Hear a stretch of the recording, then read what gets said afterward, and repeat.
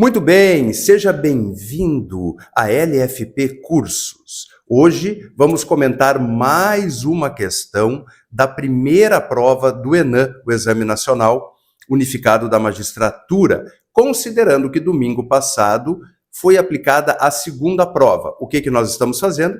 Eliminando primeiro as questões da primeira prova e depois passaremos à segunda prova, depois da vinheta.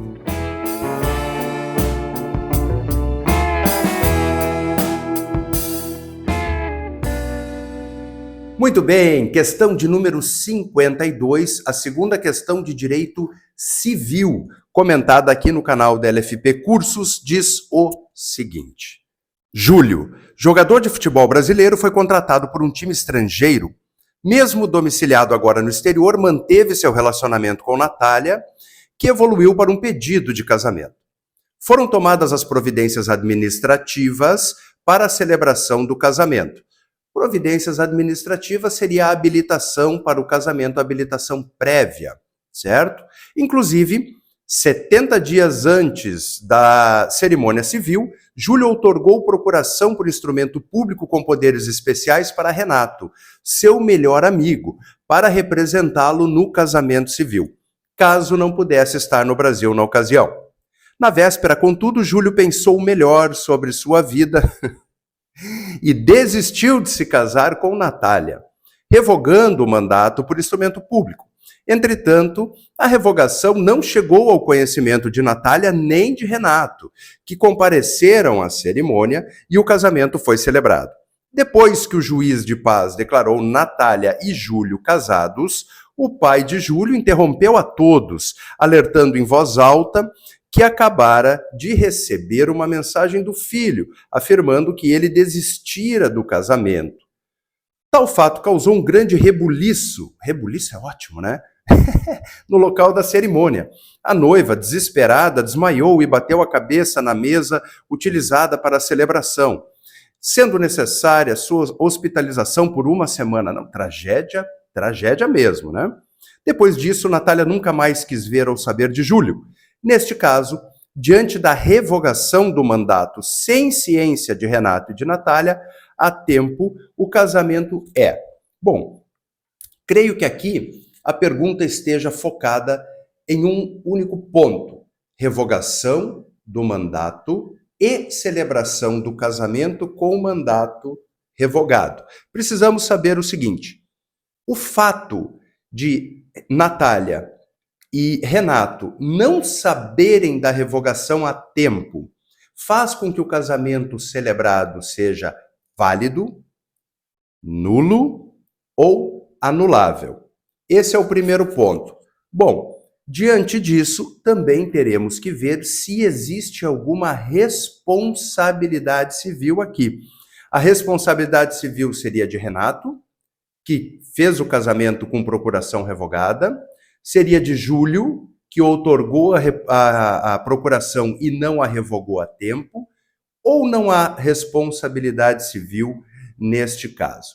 Bom, primeiramente vamos ver o que diz o Código Civil. Como eu tinha dito antes, enquanto lia o enunciado da questão, nós tivemos a habilitação do casamento, 70 dias. Bom, o Código Civil fala em 90, então a habilitação do casamento foi ok, o casamento foi celebrado dentro do prazo de validade da habilitação, que aí nós temos a publicação dos proclamas e tudo mais, certo? Então, toda a fase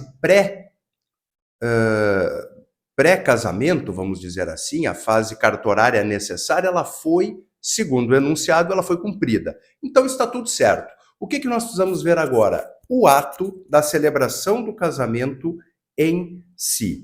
Artigo 1542 do Código Civil. O casamento pode celebrar-se mediante procuração, é o nosso caso.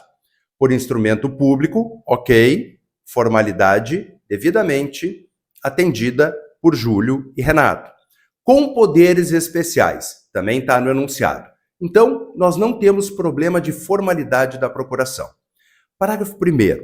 A revogação do mandato não necessita chegar ao conhecimento do mandatário, mas, celebrado o casamento sem que o mandatário ou outro contraente, a esposa no caso, tivessem ciência da revogação, responderá o mandante por perdas e danos.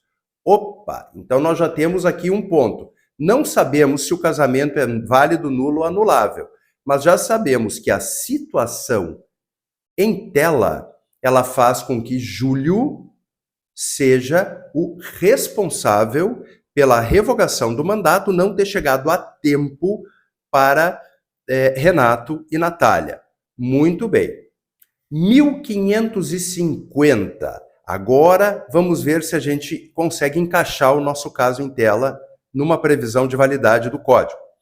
É anulável o casamento, inciso 5, realizado pelo mandatário sem que ele ou outro contraente soubesse da revogação do mandato e não sobrevindo coabitação entre os cônjuges. Esse detalhe é importantíssimo. Claro, porque se os cônjuges casaram por procuração, naquela situação de revogação prévia do mandato, mas coabitaram, isso já significa que nós temos uma convalidação tácita do casamento. O casamento foi celebrado formalmente e foi convalidado. Aliás, essa, como eu já tenho dito, né, é uma característica do ato anulável. Ele vale até que alguém pleiteie a sua anulação, né? Então já vemos aqui que, diante de todo aquele cenário de bater a cabeça e tudo mais, como o casamento já havia sido celebrado, tá, ele terá que ser objeto de uma anulatória. Ele terá que ser anulado. Muito bem. Bom, vamos para as alternativas. A alternativa A. O casamento é anulável? Sim. Mas Júlio responderá por perdas e danos perante Natália? Sim. A princípio, ok. B. O casamento será inexistente? Não. Se ele é anulável, ele existe e é válido até que seja anulado. E Júlio não é responsável pelos prejuízos decorrentes da falta de comunicação da revogação. Não, a B está errada nos dois pontos. C. O casamento será nulo? Não. E não seria passível de convalidação, ainda que Júlio e Natália tivessem coabitado após a celebração. Acabamos de ver isso, né? Se houver coabitação, sim, o casamento, mesmo anulável, será convalidado. D. O casamento será nulo? Não, já vimos que é anulável, porque a eficácia do mandato para a celebração do casamento civil não pode ultrapassar 60 dias. Ora, eu não li antes, mas se voltarmos ao 1550, ao 1542, lá no parágrafo 3º, veremos que a eficácia do mandato não ultrapassará 90 dias e não 60. Então a D está equivocada. Eu falei da habilitação em 90 dias, né? 90 dias acaba sendo um prazo bastante comum nos expedientes cartorários de validade, 90 dias de validade. E a última E. O casamento será válido? Não, ele será anulável, mas Júlio poderia ter revogado a procuração por instrumento público ou particular, dada a urgência do caso. Ele revogou, pelo enunciado ele revogou, então Júlio poderia ter revogado. Não faz muito sentido essa E, mas de qualquer maneira ele não é válido, ele é anulável. Então, a alternativa correta da questão número 52 da prova tipo 1 branca do ENAM, ela é a alternativa A. O casamento ele é anulável e Júlio responderá por perdas e danos perante Natália. Eu espero que você tenha gostado desse vídeo. Se você gostou, por gentileza, inscreva-se no canal, nos ajude a continuar produzindo conteúdo de qualidade. Aqui é conteúdo de qualidade. É conteúdo jurídico, esclarecimento, algo que vai acrescentar na sua vida um conhecimento jurídico e, se você for concurseiro, vai lhe ajudar a entender algumas questões de concurso também. Se você gostou, inscreva-se no canal. Clique no joinha, curta esse vídeo, compartilhe com seus amigos esse vídeo. Spread the word. Muito obrigado.